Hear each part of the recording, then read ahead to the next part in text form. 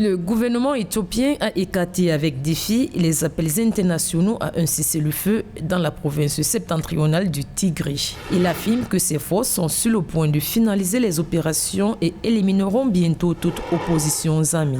Ces derniers jours, les États-Unis, les Nations Unies, le Royaume-Uni et de nombreux États européens ont appelé à une pause des hostilités pour permettre aux organisations humanitaires d'atteindre des millions de personnes qui, selon les observateurs, sont confrontés à la famine. Pour rappel, le conflit dans le Tigray a commencé en novembre lorsque les forces gouvernementales ont décidé d'inverser le Front populaire de libération du Tigray du pouvoir dans la province après avoir lancé des attaques surprises contre des bases militaires fédérales clés.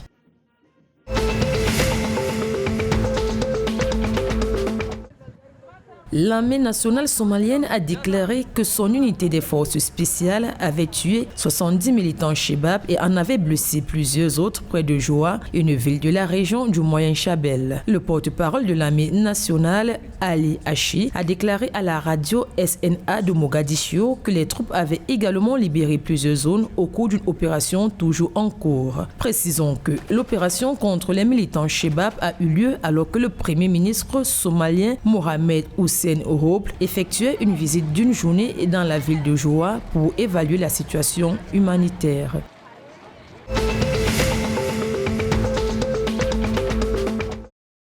La mission des Nations Unies au Soudan du Sud a promis son soutien au processus d'élaboration constitutionnelle en cours, ouvrant la voie à des élections démocratiques qui doivent se tenir en 2023. Nicolas Hayson, le représentant spécial du secrétaire général et chef de la MINUS, a déclaré que le Conseil de sécurité de l'ONU doit faire avancer une vision stratégique sur 3 ans visant à empêcher un retour à la guerre civile et à garantir des élections libres, équitables et pacifiques lors du renouvellement de leur mandat. Le Conseil de sécurité des Nations Unies a récemment demandé une évaluation des besoins pour examiner les exigences en matière de sécurité, de procédure et de logistique pour permettre la tenue d'élections.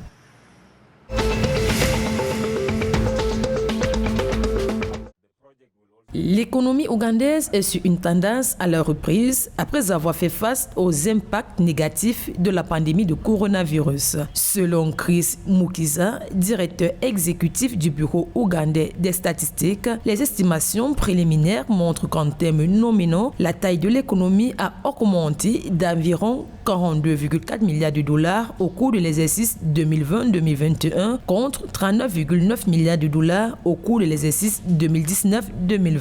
Les experts économiques ont cependant averti qu'alors que le pays ouvre des voies pour lutter contre la pandémie de coronavirus, les restrictions de verrouillage imposées sont susceptibles de nuire davantage à l'économie.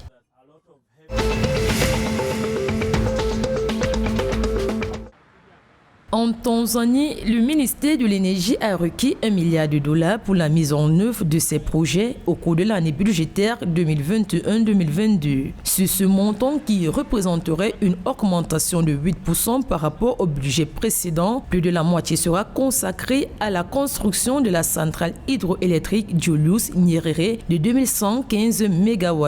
Le gouvernement prévoit également près de 78 millions de dollars pour l'électrification rurale pour l'exercice budgétaire 2021-2022. En 2020, le taux d'électrification nationale en Tanzanie a atteint 84,6%. Selon les données du gouvernement, l'accès de la population à l'électricité a augmenté de 16,8% en 4 ans. La Tanzanie est considérée comme le leader africain de l'électrification rurale depuis février 2020.